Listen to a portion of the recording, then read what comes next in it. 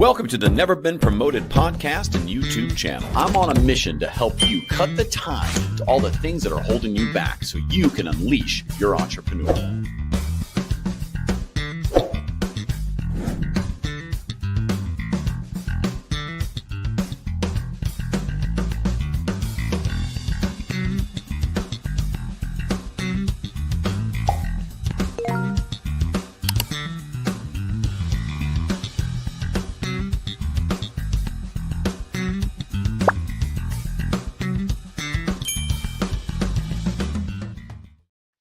Whoa, where am I? That was fun. That's a first too. That's ever happened. I'm kind of nervous today. I'm channeling the nervousness of our guest who said, I'm very nervous to come on today. And she's going to do great. Anna Scoby's our guest. We're going to talk about helping introverts find their voice. She's an introvert. Don't tell her this though. She doesn't know it. Actually, no, she does know it. I don't think she knows. She's probably closer to extrovert at this point. We're going to talk about how you can find your own voice as an introvert and her journey with this. She is, a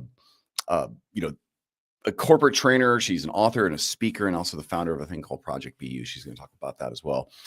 This will help. Finding your voice as an introvert can help a lot of people maybe cut a tie. And that metaphor of cutting the tie to things that hold you back.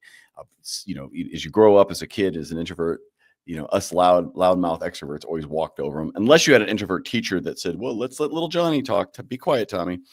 I've heard that a few hundred times.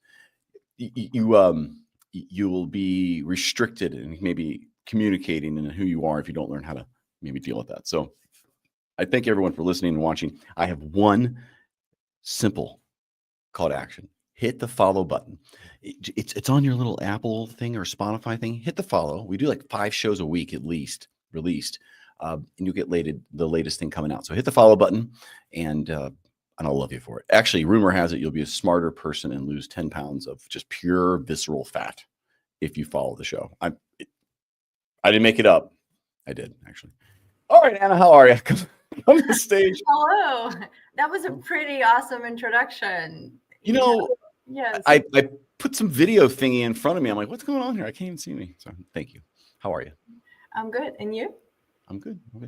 When we were off air, you said you were from California, the entire state.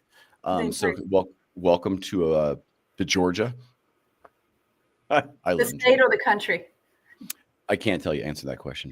It's in my case, I just drive around the whole time. I don't know how you do your whole state living. I just fly. Really? Yeah. Those carbon. You get yelled at by California people for putting carbon in the air.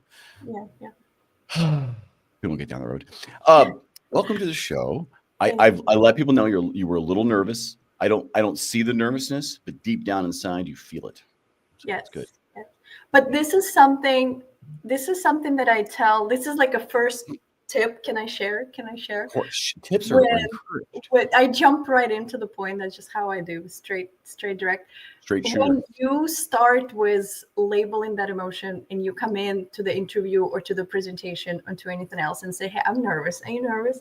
It labels that feeling and you don't have to hold on to it anymore, and you free yourself from it, and then you can just move on with it. It's like the same thing as when you have to go to the bathroom and you try to like hold it instead of just going. Like you can't think of anything else, right? All you think is like, I have to go. The same thing happens with nervousness. So when we are nervous and we're trying to hide it, we can't think about how to answer the question. We can't think about how to interact with the person. We can't think about what's happening around us. All we think is, don't show them you're nervous. Don't show them you're nervous. Don't show them the nervous. But if you just say, hey, I'm nervous, you let go of it. Yeah, you name that elephant in the room. And then from there, you're like, okay, everybody knows I'm nervous, so let's move on. So I do that often, and I tell my students, I tell my clients, like, hey, you nervous? Tell them you're nervous and move on. Just go on. So now everybody knows I'm nervous. I'm not perfect. Yeah, here I am. Let's just do it. What else you got? You're quoting some of my favorite karaoke material, which is conceal, don't feel, don't let them know. No. Let them know. Let it go. Let them know. Let them know. Yeah. Can't hold it back anymore. See? Yes. Introverts do that. No, that is an extrovert activity, is karaoke. Unless you're an excellent singer and I own that mic and everybody here will listen up. They will stop talking when I sing. That is not the case for me. My son has that actually, where he sings, people kind of go, what? That's different. That's nice. Okay. We're going to listen to that. I don't have that talent. You do. That's a good enough icebreaker.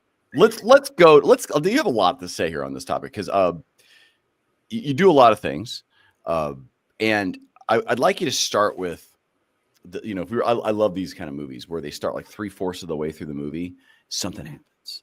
You're like, whoa, and then they go back 15 years earlier, and you're like, wait, how long to get to that? And then as a kind of an entrepreneurial ADD person, you kind of like you're all in. You already know the outcome, so you don't have to just predict the outcome. You already know it. You're just there. Yes. Anyway, that's pretty much our audience. So start with us 3/4 of the movie. Tell me about what you do and how you do it. Do like the little pitch there for that, and then back up and start with your journey. Well, I'm an introvert. That's, as you know. I also I'm a trainer, and I am a speaker, and I am a founder of the Project BU. And those are the few of the hats that I do wear, and do a few other things. As a trainer, I speak students' language because I am a student. I started with learning my business management degree and then arts of communication degree, and I continue learning. Being in Toastmasters International, I publish my public speaking skills every week and learn and get the feedback.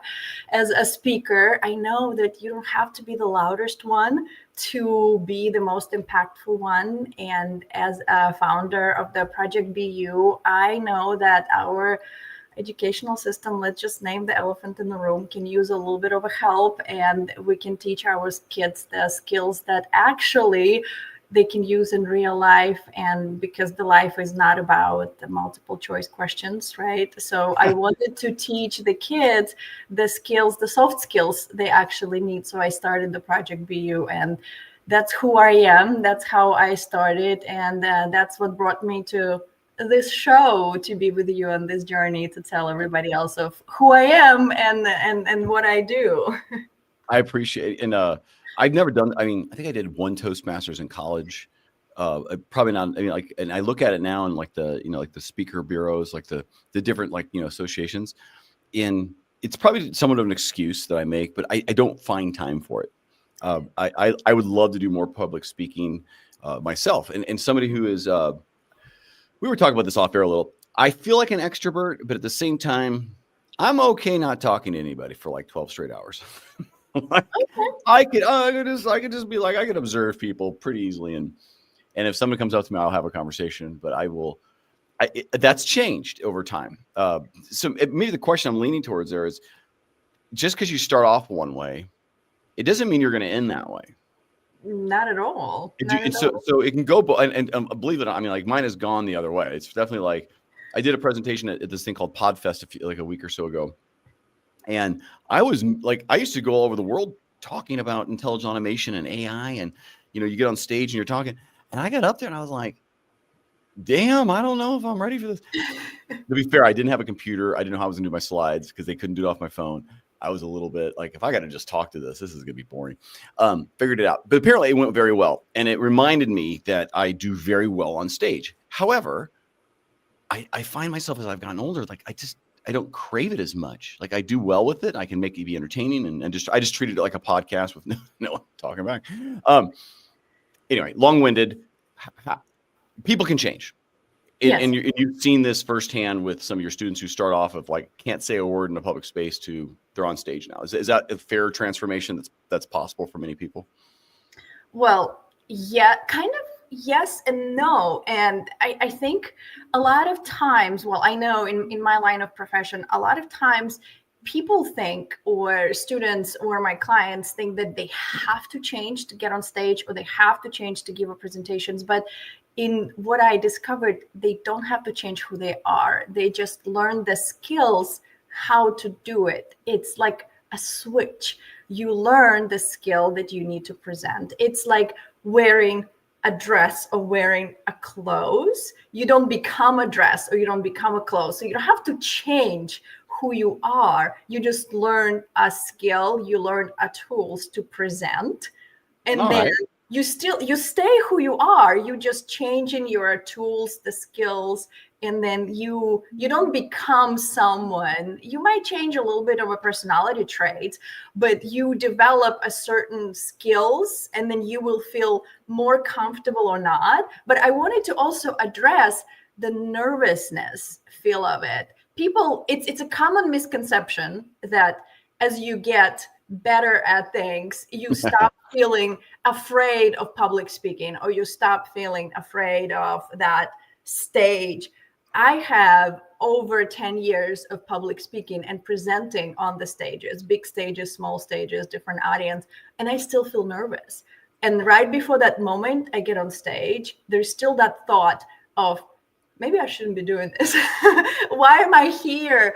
But what you learn is how to take a deep breath, the coping skills, the managing skills of how to do it. And it becomes somewhat joyful, somewhat purposeful, somewhat manageable. And then you become that powerful speaker where you're thinking, I can do this. But you still feel nervous. Nervousness doesn't really go away, because nervousness comes because you care. You care for outcome of your message. So people think, oh, I can't do it because I'm nervous. No, you're doing it because you care. And nervousness is there.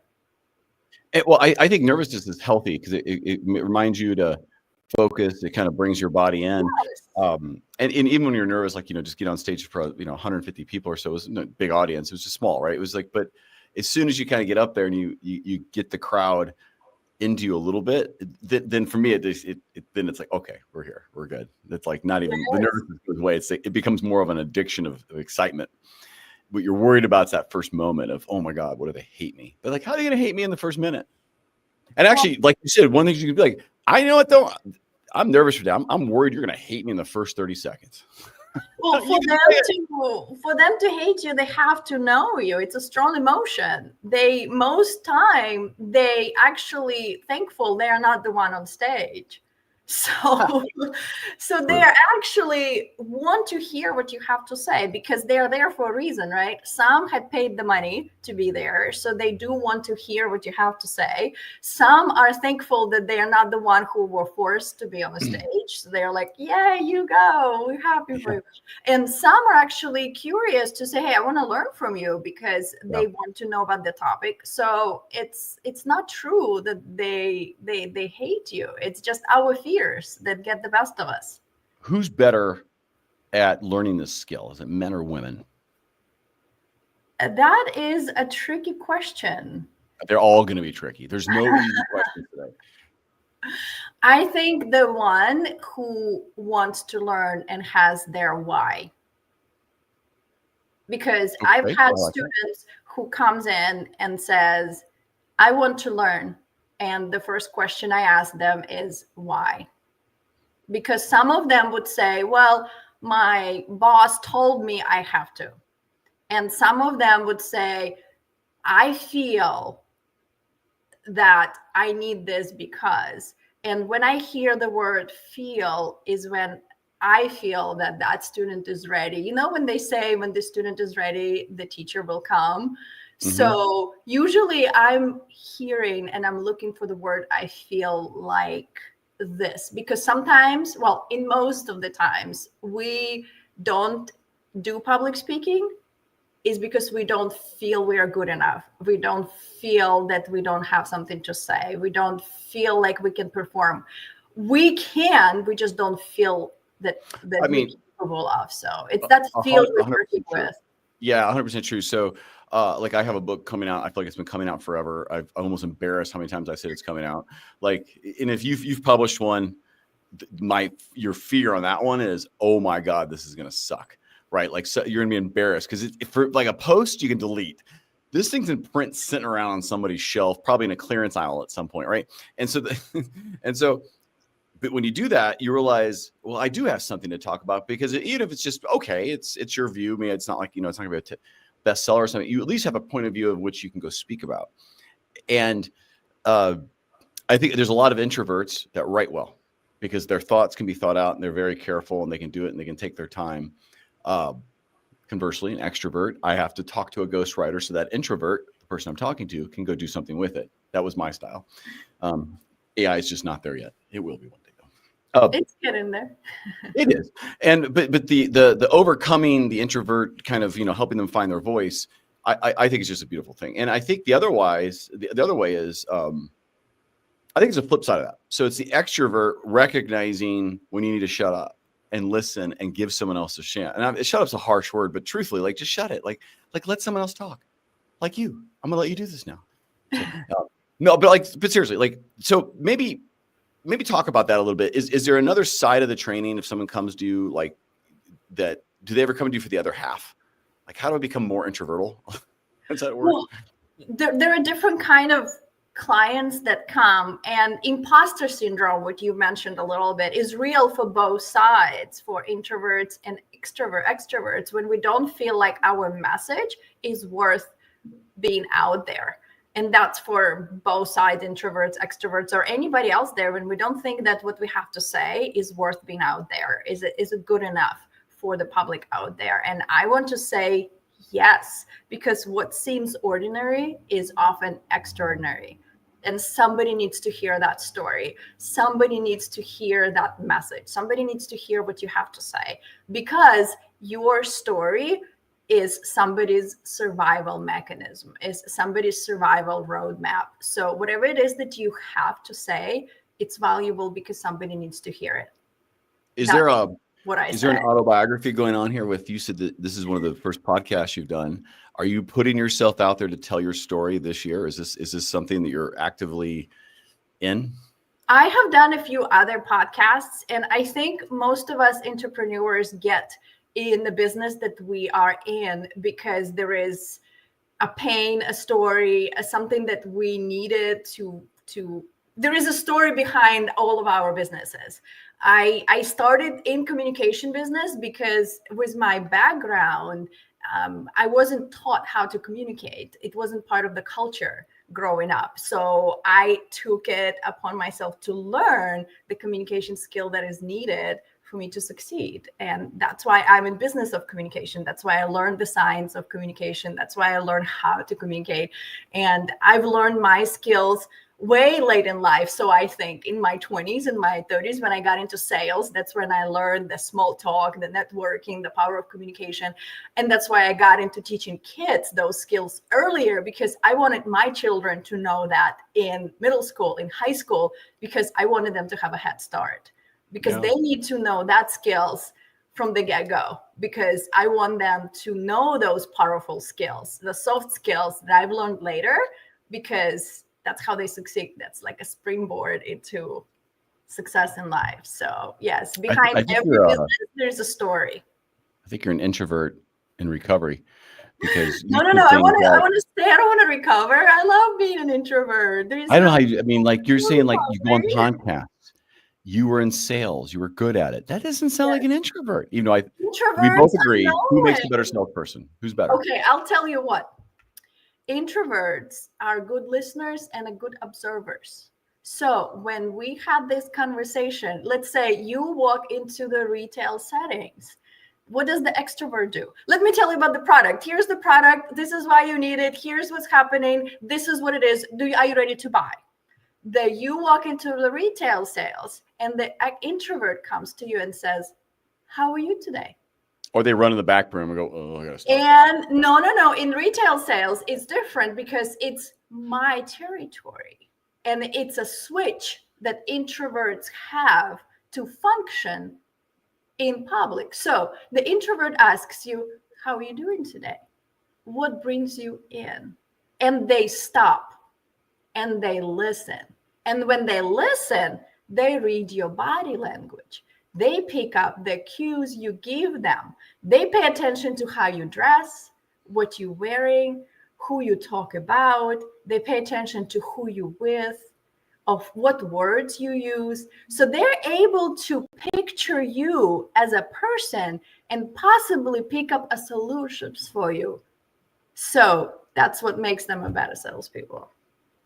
They speak the I feel language. like I'm getting judged now. You're like, I'm gonna like No, you being Wow. analyzed. That's different. You're Wow. being analyzed. I'm observing. I'm demonstrating the difference between an introvert and an extrovert. I'm just gonna go off camera now. I'm just gonna bring. Well, that's kind of your podcast. You have to be on camera. That you're running the show. I don't have. I mean, listen. I'm gonna give advice to anybody out there. If you want to start a podcast, leave the video part off.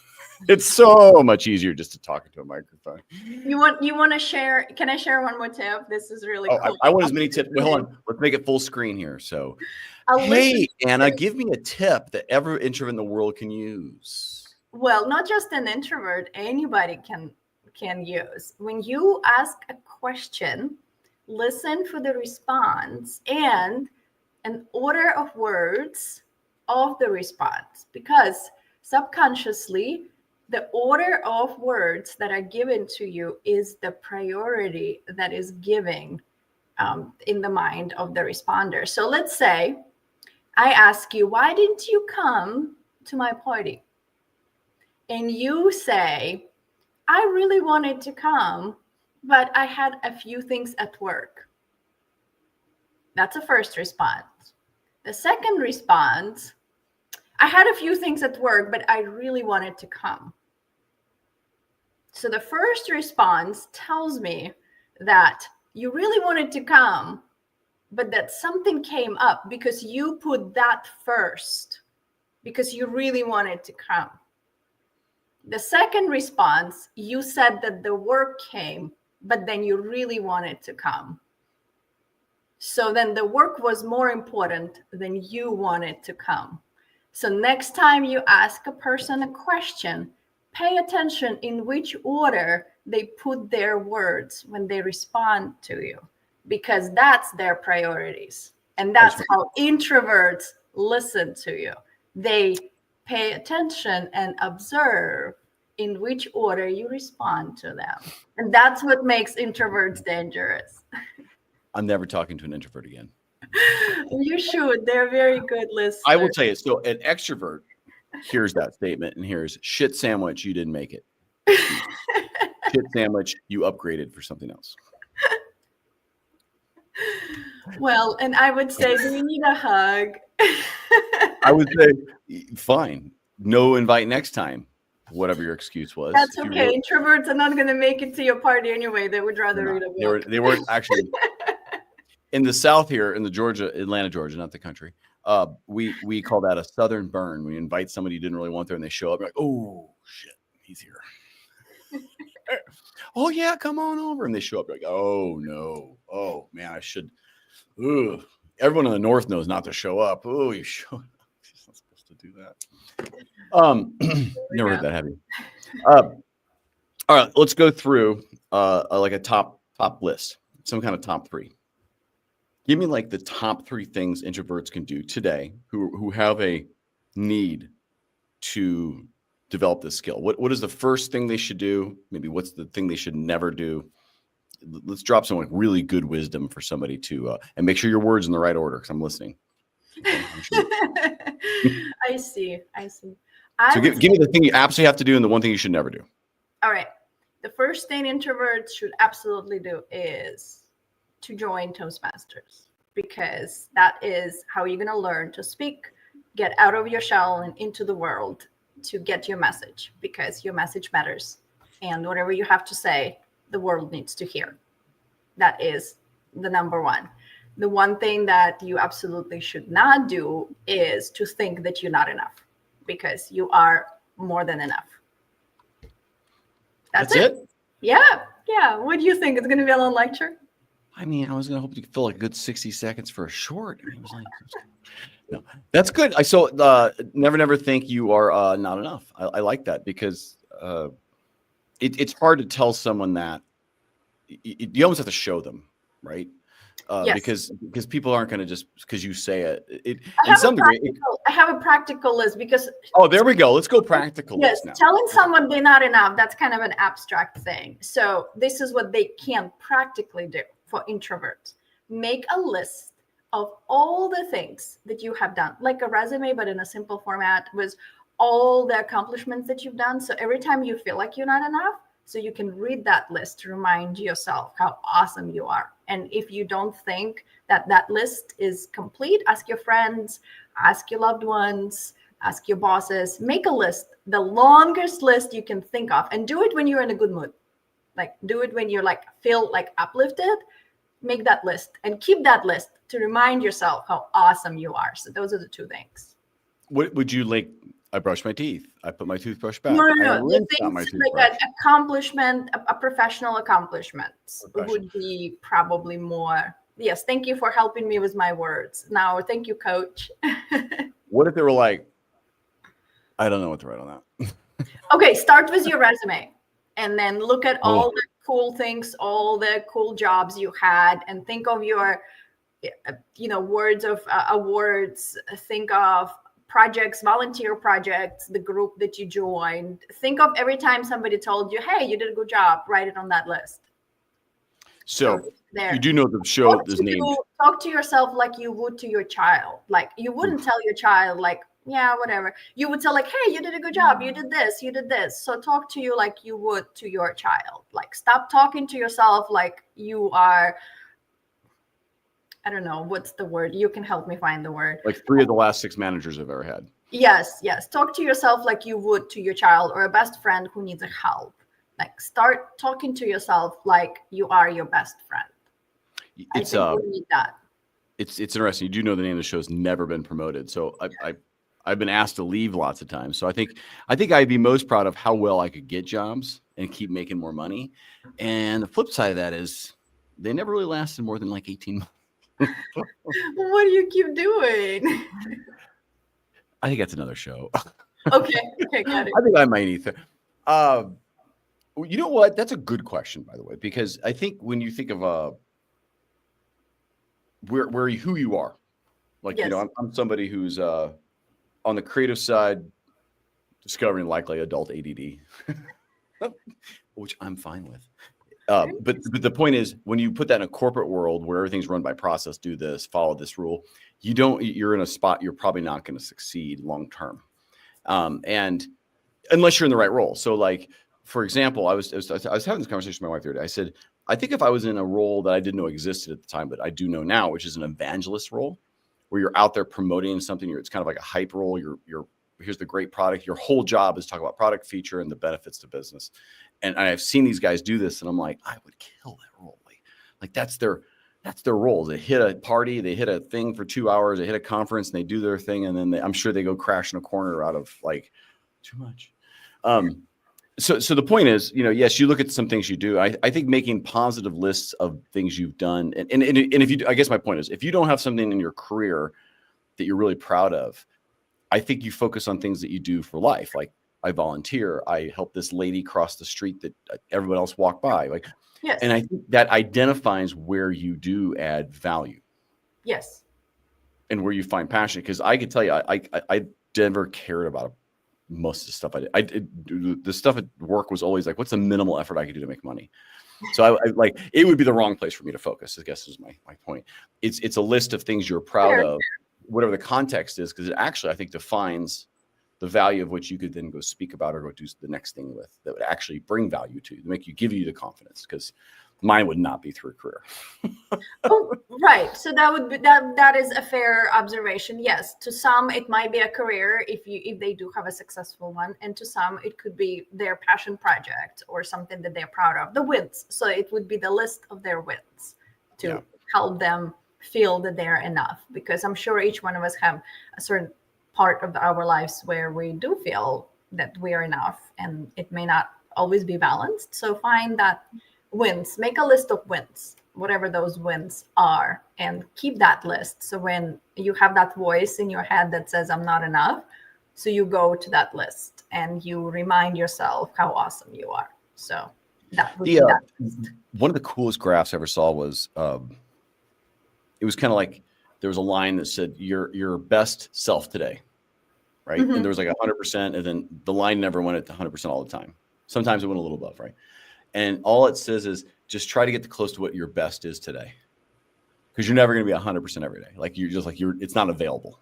And it was like so good to see from like a I know this is a little derivative from the idea of introverts, but the idea that your self-worth and where you find your value it's in perspective of what success is and what's available. Yes. And so if just because you don't speak publicly very well, or it takes you a minute to speak up in a meeting because you got to really go through your thoughts, you're an introvert, it doesn't mean you're not successful. True. And what happens is usually the follow-up email you do with insight is incredibly successful. Like, because you thought about stuff, you processed it. When your thing was go join Toastmasters, I actually think that's a great idea, even if you don't have any intention to ever do public speaking, just so you can speak better on one-on-one. Yes. So it's good to talk about that, because I think people have a misconception of what Toastmasters is, but I think the value of it is way beyond what it's advertised. It is so much more. You learn how to listen.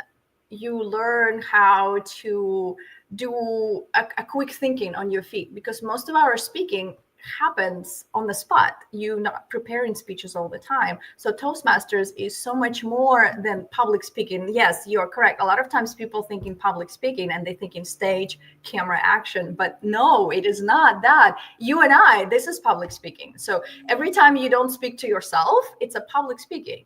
It's a communication skills. So Toastmasters is about communication skills. It's about how do you get your message across that others understand you? How do you polish your listening skills? How do you polish your feedback skills, which we all need at any settings, from home settings to personal communication to interpersonal communication to corporate communication. So it is about communication skills altogether. So that's what the Toastmasters is about. Leadership skills too, because you polish that as well. I found I very rarely find a short or some kind of thing that's useful. But one the other day I saw was, when you're standing on stage, what do you do with your hands? Do you do jazz hands?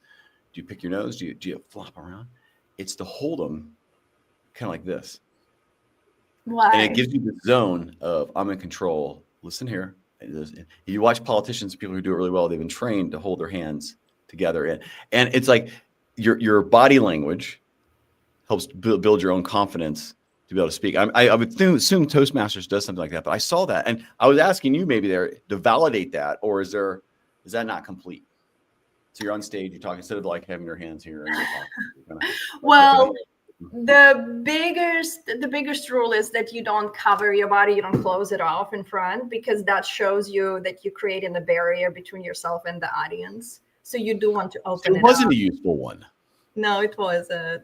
This is like if you don't know what to do with your hands, hold them in front. Yes. Like below where I'm showing right now, kind of like. No, you don't. No, you don't. Like more like. You open yourself up. You would go in front of the audience, so you can put one hand in the pocket. You do the gestures. It's okay to have them alongside your body. The more comfortable you are, you open up your shoulders. You use your gestures to present, and the more comfortable you are, the more comfortable you would be to have your hands aside your body and then emphasize the points by using your gestures, but you don't close them in front. For the most part, you don't, unless it's you showing something that calls for that. Yeah. Do you see the technique I did there? This is from Never Split the Difference. It's called a no negative label that I had you correct. Yes. That was a great communication trick, was it not? I gave you misinformation with the intent that you would correct it. And if you agreed with it, I'd be like, this interview's over. Yes. So I guess my point I like the book. It's one of my favorite books. And that was one of the things, you mislabel something so the other person corrects you. I love that. The truth is, when you're up there, right, or you're doing something, do something that doesn't make people feel, because you'll feel that. If you create if you stand like this and talk, like that's like the worst, right? If you're all over the place, people kind of go, oh my God, too much. But if you're kind of just natural there, or whatever else, a mic's better than a little thing, because then you're like, at least I got my hand on one thing. You can hold the mic, right? You can throw it to the audience too if somebody doesn't pay attention to you. Like, yeah, how about that? Can I, I saw one guy. Your aim is good, so you don't hit someone who does pay attention to you. I saw one guy walk, like he was doing his thing. He saw someone like doing text message. He walked down and was like, it's like, can I reply? The whole thing was about paying attention. That was the whole thing. Yeah. I think Have it was. You ever dropped the mic? That was. I have been kicked out of plenty of karaoke bars doing that. Don't do that in a karaoke bar. They will ask you to leave. They and will or ask you to leave. Yeah, I've done it on stage once. Always wanted to do it. It was quite fun, but I've had somebody try to catch it. That was even funner. the do the David Goggins and just kind of toss it, throw it away. I don't think they're gonna love it. Part of my point was with the information that you correct, right? The no is also read a book. take some extra, but be careful of what you read or watch on YouTube. Yes, because that guy came up and he kind of looked sources. Check your sources. Correct. And so when he did that, and I was watching this, and I was like, I don't think that's useful because he looked like a dick. He looked like it was like very standoffish. I'm like, I don't think I'd really like this kind of arrogant and just I am the man in charge. I'm like, who are you presenting to? Generals in the military? They don't want to see that earlier either. Right, so it was like my point of that was be careful what you learn from and how you learn. I think Toastmasters, it's got a few. It has a reputation. 100,000 hours of people doing this. And yes, and it celebrated 100 years to be around. Right. It has the worldwide reputation of a really awesome speakers. So yes, you want to check your sources. That's for sure. You do. You don't want to just trust YouTube because once again, it proved to me there's not much good in shorts. Why we don't really make that many, unless it's the interview with the Never Been Promoted podcast, and then it's excellent. Here we go. Look at you subtly sneaking that one in. I didn't even, it was intentional. The whole setup was just so I could do that. That was the whole point of that. Let's what do we got? 37 minutes. Oh, shameless plug time. Who should get a hold of you? Yes. And how do you want them to do that? Introverts, but we haven't talked about the book. We will. My book. I know, but it's shameless plug time. The shameless plug for you. Yeah. Shameless plug for you. Who should get a hold of you after this, given what we've talked about so far? Introverts who need help finding their voice. I'm here for you to help you find your voice, get your message out of the world. We can do it together. Go to Project BU. That's projectbu.com. Thank you for listening today. There's more to come. This show is brought to you by Project BU. It is. Is it? I think it is. When I do that low voice, not on camera, you listen. It's amazing. My Carl did it right. Is that what it is? Project BU. Project BU. Now paging. I should start doing that too, huh? When my ex-boss, sounds weird that way. When my boss would call me sometimes, I didn't want to talk to him. I would pick up the phone and be like, "Hi, thanks for calling. You've reached Thomas's phone. Please leave a message after the beep." And I would just not say anything. It'd be on mute. And he'd start talking, and I come off mute, and I'd be like, beep, and I put it back on mute, and he'd start again, and then I just hang up. And then you wonder why you only last 18 months in your jobs, right? He sucked. Is there still questions why you last 18 months? Why what? Are there still questions why you only last 18 months in jobs? I'm sorry, what'd you say again? What was I saying? No, there's no question. Okay. It's very clear. You listen, we're not talking about that. It has nothing to do. Tell me about your book. Now it's time. I kind of jumped in. I'm sorry, interrupted. No, not at all. My story has no bearing on this story.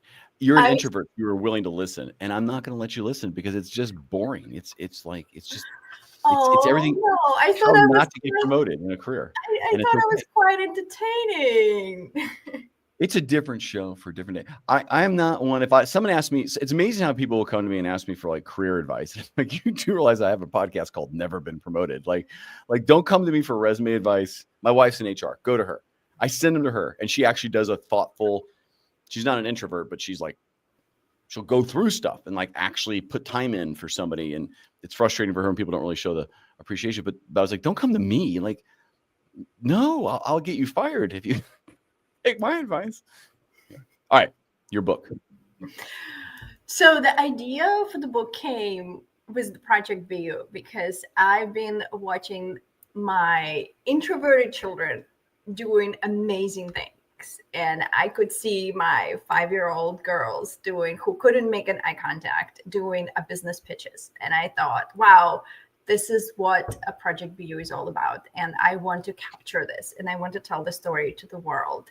And this is what the idea of the book came alive. And it's not about, this book is not about teaching the money part of life. This book about the introverted kids doing amazing things. After all, the kids are earning awards. We've done some business awards. The kids started the business ventures, and this is the book, and they found their voice through the book. And what makes this book unique, and it's not about a theoretical approach or hypothetical case scenarios. This is something we are doing right now. The kids are earning the money, the kids are building the confidence. This is our story, and this is the roadmap from what I've done with my introverted kids. And this is teaching adults and educators how to do it, how to build the confidence, how to create.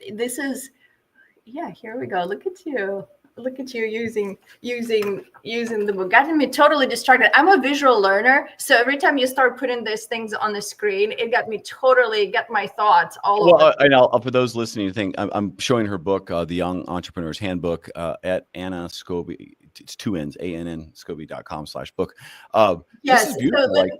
So this book breaks down the method that I've used with my students to go through not just the business aspect, but how to build the confidence, how to help the students to take the ideas that they have and into reality, and without changing them who they are, and teaching them that skills and building that confidence. Because when the child feels that they can, it builds their confidence. So this is the workbook to confidence, to building those leaders, and for them to not be the loudest to be followed, but the ones who have the most powerful ideas in the room and actually able to communicate them to the world and being heard because their message is effective.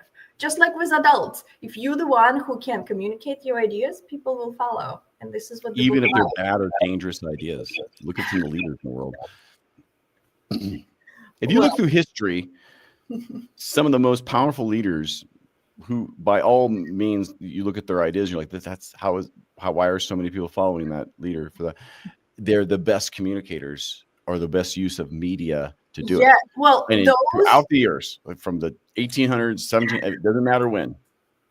Those who tell the stories rule the world. That's right.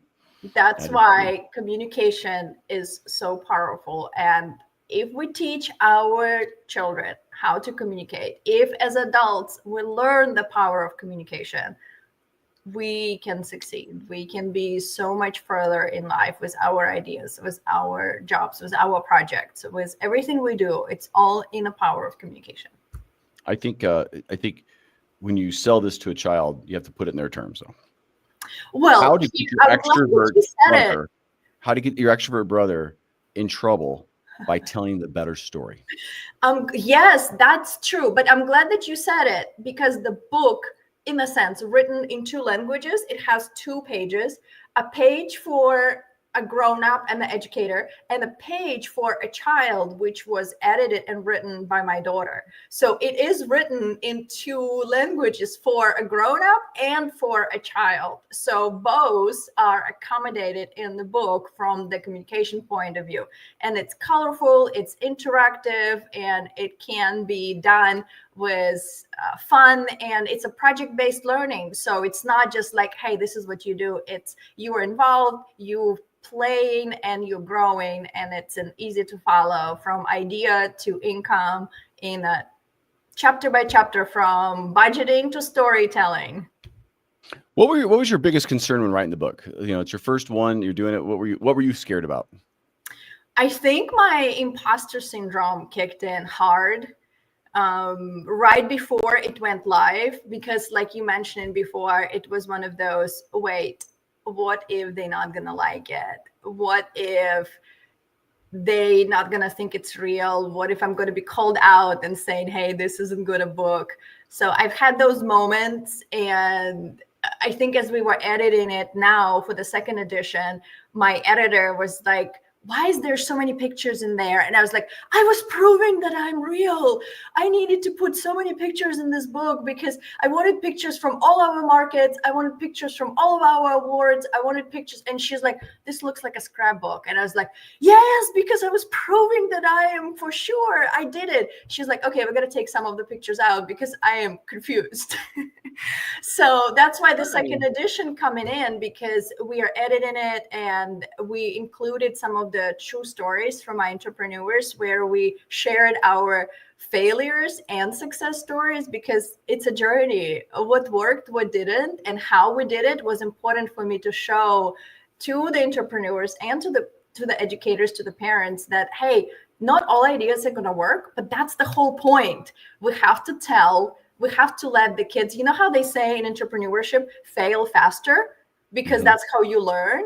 That's the whole book. You have to let the kids be. You have to let them do, because as they learn, as they succeed or fail, that's where the confidence comes in, because you show them that you believe in them. And that's how I work with my clients as well. You have to show them that you believe in them. You have to let them feel that you are with them. You have to let them feel that there's someone there on their side. And that's how the confidence grows. You're on their side. And that's what the book teaches both entrepreneurs and the adult or educator, that, hey, just be on their side, by their side, with them, and everybody grows. Yeah, it's so I have 3 kids. My youngest is the entrepreneur making. She actually listens, and she has a little business she's doing for lip balm. And last night we made all natural lip balm, and I was like, my wife came to, I was in the kitchen cooking. She's like, I thought this was something she was doing. I was like, oh, I kind of like this, kind of fun. And so we made a formula that was very, not too greasy, but not too waxy. And, it had some, and so we did it today. And she's like, oh man, she'll come home and she has $24. I'm like, oh my God. That's awesome. And she's 10-year-old, always seems to have cash. I'm like, how do you have so much? Literally has more cash on her than me at any point. But the point I said with that is, she said, all these, now that my business keeps going, more and more people are like, oh, we should join businesses and this and that. And she kind of goes, well, like theirs is going to be around in a week or this. And I was like, no, you should be very positive. She said, listen, that's great. I hope it's going well. And she's like, well, what do they do when they ask me to be a partner or something? And I was like, just say, listen, I'm just trying to focus on my own thing right now. It's flattering you asked. And I said, the lesson here is the more things you say yes to, you say no to everything else that you could have done. So unless you really want to do it, don't say yes. And she's like, oh, okay, let's get it.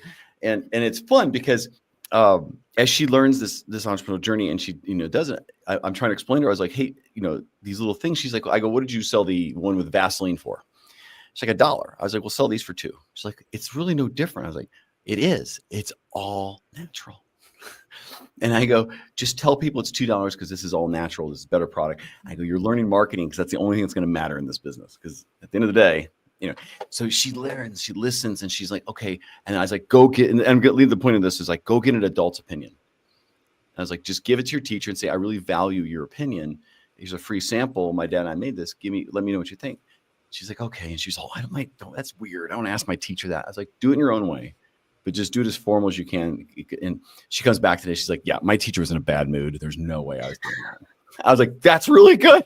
Good situational awareness. You don't want to sell or give anything away when someone's pissed because they're going to associate what you gave it to them in anger. So.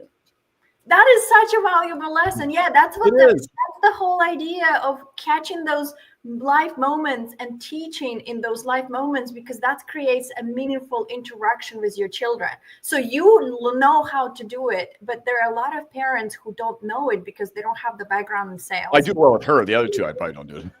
Right, but some parents don't know how to do it, and they want to learn how to have those meaningful interaction with their kids. And this is what this book give them, those moments to teach the kids, to interact with their kids. And that's because you don't want to sit with them, okay, this is how the money works, this is how they count. Like, no, the lemonade stands are not working anymore. But this is the meaningful interaction. This is how you teach them. This is how you go through, okay, the money don't just grow on trees, and it's not just in your wallet you just take out. They don't get there to the wallet. That's right. So when we started hers, just to be fair, right, with it, I said, okay, what do you want to do? And she's like, oh, I want to do, let's say, all right, so how much is a tub of Vaseline? And I go, what's the coconut butter?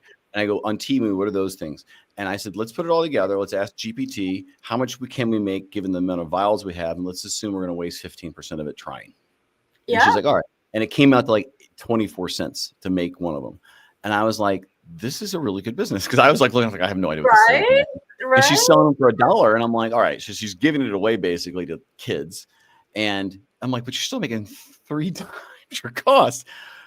That's I was awesome. like, can we find a way to scale this? So now I'm telling her, I said to her, like, listen, I love you're doing this. We have to find you a new market because going to school doesn't prove it. It just proves kids like you and they want to do it and they're rebuying. That's a good indicator.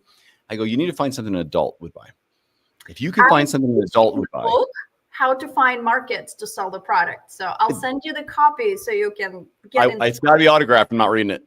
I will Unless it's Amazon drop, I'm fine with that as well. You can just say, hey, it's for you.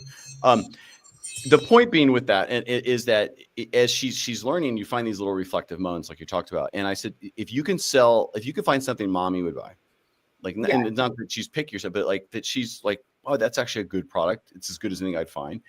I already bought EvelinaCosmetics.com. Like, I already have it. Like, you just said the magic word. It's about reflection, because if you were just doing it and not reflecting, you're not learning. So exactly. And I said, you want a YouTube channel? You got to have a product you have to push. And I go, and to start with, you can pick all these makeup things you want to go and just do them on me. And I think that would be funny. Now I'll get my nails done. You just want to be on a spotlight. This is awesome. I want to make sure that we have some memories together. Yes. I want the memories captured on video together. That was my idea. And also, I think it'd just be funny. Yes. Yes. Because it's the point is to find these moments where it adds value and adds to your life story. And at the same time, it takes away the fears. And when you have a kid that listens, it like what I mean by listens is empathetically is trying to learn because they're actually interested in it, because maybe you are. She's like, oh, I want to be an entrepreneur like daddy. And it's like, listen, you're not going to get rich right away. I just want to be clear. Almost every child listens when you talk with them and not at them. And that's hard. Communicate with them. And it's just that you have to find that common ground, the words, the approach, and the style. It's just that. It's just finding that. And I keep saying it, but in the book we show how, and it may work or not for everyone, but you can at least try. I mean, our 3 kids take 3 different. So the oldest, you have to take the coaches, get off your ass, go do it, bust it out, and you get done. Hey, great job, works. Middle one, if it's not his idea, it doesn't exist, and you got to be like, all right, well, try it. Go for it. You got my support. And then like a minute later, that's not going to work. But if I had said, no, it won't work, months later, you'd still be trying to do it. And then the flip side is the youngest, it's like, this is what I would think. And she listens like, okay, that makes sense. Let me try that. And it's like, it's exhausting to know which hat do I got to put on right now to get this kid to communicate correctly. That's parenting for you. Oh, man. Anyway, I know it's out of scope for what we're talking about, but I think with your entrepreneurial book, if you're going through the literacy of entrepreneurship or building a business, I do like the idea, by the way, of using GPT to explain what it is and how much money you should retain. And we did that with the model. I was like, all right, so every dollar you make, we should probably retain too. We have that model of going through breaking down the cost of doing business and how to calculate, how to test the idea. Will this idea work or not? So we have that exercise as well, because that's a great exercise. I love that. We want to make sure that each idea is validated, because we don't want the child to think like, oh, my idea is being dismissed, because we want ideas validated. And that's how we validate them. We also have a chapter there where you do investors pitch, when you go to the parents and say, hey, this is my idea. I did my exercise. I broke it down. Here's my costs. Here, who wants to buy it? This is how it's going to look like. We have a chapter on, this is how I'm going to sell it. This is my storytelling chapter. And we have a chapter on how to find the markets. Like, here, how I'm going to sell it. So there's many chapters there from, this is how I brainstorm my ideas. This is my breaking down the costs. This is how, will my idea work? So, and there are tips there from parents, from the parents of my students who are like, hey, this is how I worked with my child. And there's one of my favorite stories in the book is one of my entrepreneurs said, my mom hated my idea and she did not want me to do it. I did it. And guess what? She sold out with her ideas within the first 30 minutes of the market. And that look on her face when she walked up to the mom and said, you didn't think it's gonna work. You know how big her ego was and the confidence in that moment. And her mom coming to me and say, I should have read your book. Well, the mom was like, I did that just so you would get that. No. And I was like, well, now you know. I love that. It's funny. so sometimes you do have to create these moments where the kid almost needs defiance disorder to succeed, to show you that you're wrong. And I'm like, that's a hard moment for a parent to be like, all right, they need to prove me wrong, so I got to set it up so they can. And that means they're open. Yeah, but the hardest part in this process is to keep the parents away, because often as a parents, we bring our own fears, insecurities, judgment protections of our own money experience into the kids' learning processes. And that's the hardest part often, because we had our own challenges with money. We had our own lessons we've learned the hard way, but that doesn't mean our kids going to have the same challenges, the same experience. And we have to let them do things their way. And we just have to that's what the book also guides the parents, like to stay neutral. You know, when you go to the car wash and they tell you put your car in the neutral setting, so that book helps the parents to stay neutral and let the kid do their thing. So that's the beauty of the book as well. I love it. I mean, I look forward to reading it, and I'll read it with my daughter with it. Anna, thank you so much. I know we're over a little bit on time. I appreciate the extra time you've given the show today. And I love that you're out there doing this. This is a beautiful thing. And I hope we can have you back on the show at some point to kind of talk about the next phase of what you're working on and how it evolves for you as well. But thank you so much for coming on today. I love being here. Go introverts and extroverts. Go everyone. Go everyone. Don't say it too loud, and don't stand up when you say it. Okay, just sit down and whisper it. No, let everybody succeed. We are rooting for everyone. There is enough for everyone to succeed. We should all get what we want. I love it. Thank you. Yes. I'm going to put you in the periwinkle room. I'll be right back. Thank you so much, Anna, for coming on. Check out her book at annascoby.com/book. And check out projectbu.com. I hope today was helpful for you to learn something about being an introvert or someone in your life that you could take the step. Check out the book that helps your kids just become more confident, learn how to speak up, how to share their ideas. And even if your kid's an extrovert, I think it's a good lesson to know how to speak maybe properly without overstepping on those around you. Because the more inclusive you are, sometimes extroverts, by the way, your best friends become introverts because you allow them to speak and interact. And they got to feed off your energy and feel a little bit of that extrovert. And some of my best friends growing up were absolute introverts because I took a time to just, believe it or not, let them speak. But thank you. Get out there. Go unleash your entrepreneur. I really appreciate listening to the Never Been Promoted podcast. Smash that follow button before you leave.